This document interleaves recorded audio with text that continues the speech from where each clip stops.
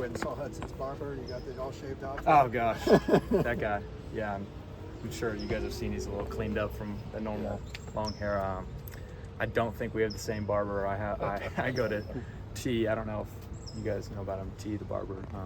Team barber? Yeah, team barber. Nice. Yeah. T, we call him T.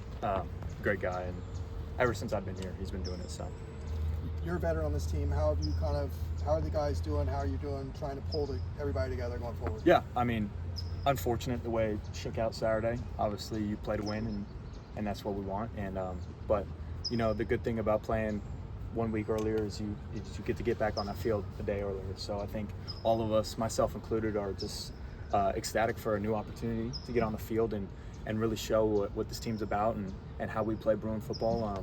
You know, it's a great opportunity. New Mexico's a great team. They're going to come in to the Rose Bowl amped to play us, and we're amped to play them. We're excited, and I think we're looking forward to Friday night. Second half, obviously the offense got rolling quite a bit there. Do you feel like you guys unlocked something that can help you going forward? Definitely. I think the second half is something to really look forward to. Obviously, like I said, the first half did not go our way how we wanted to play, and the second half came out, we were able to score a little bit. Obviously, again, just fell short of our mark, and you know, a lot to work on, a lot to get better on. We came out here, had a great day. So again, I think from your earlier question, we're really excited about the opportunity on Friday to go out there and play. What was working better in the second half for the offense, would you say? I just think execution from everyone, myself included, all 11, you know, everyone who was playing in that game. You know, a lot to learn from that tape. You know, but at the end of the day, past us, turn the page and let's get ready for New Mexico and have a great game and see what's next for us. Nico, you know, seems like every time we talk to him these last two games, taking a lot of the responsibility, taking a lot of what he calls the blame. I mean, how much are you guys trying to, I guess, alleviate some of that responsibility off of him and you know, not have so much you put on his shoulder? You know, definitely, and I think that goes with what I said about all of us just executing and doing your job, right? Football is a complicated but easy game if we all just do our job. So, you know, Nico, again, great leader, great support. You know, all 10 other guys on the field around him. We just need to go out there and execute and be able to string it all together all at once. That seam ball mixed connection in the end zone, how much does that like replay in your mind after a game like that? You know, again, try not to think about it too much. Obviously, you know, got to be able to make that play, hit my hands, and put us in a better spot for the team.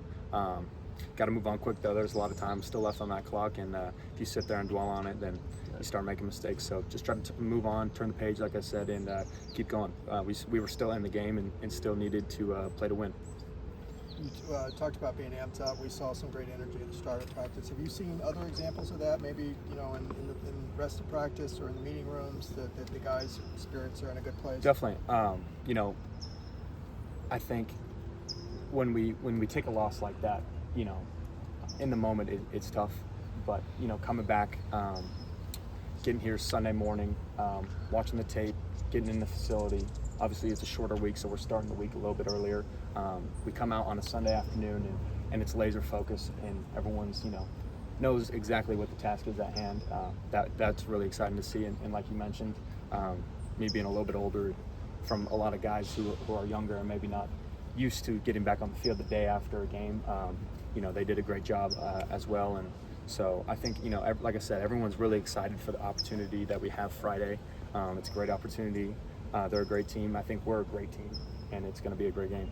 You guys went from very clean first game penalty-wise to a lot of penalties the other day. How do you get back to playing clean football? You know, the first thing comes back to just doing your job and doing what is asked of you, and being disciplined in that, and playing within the confines of the game, obviously. And you know, unfortunately, a lot of laundry on the field for both teams.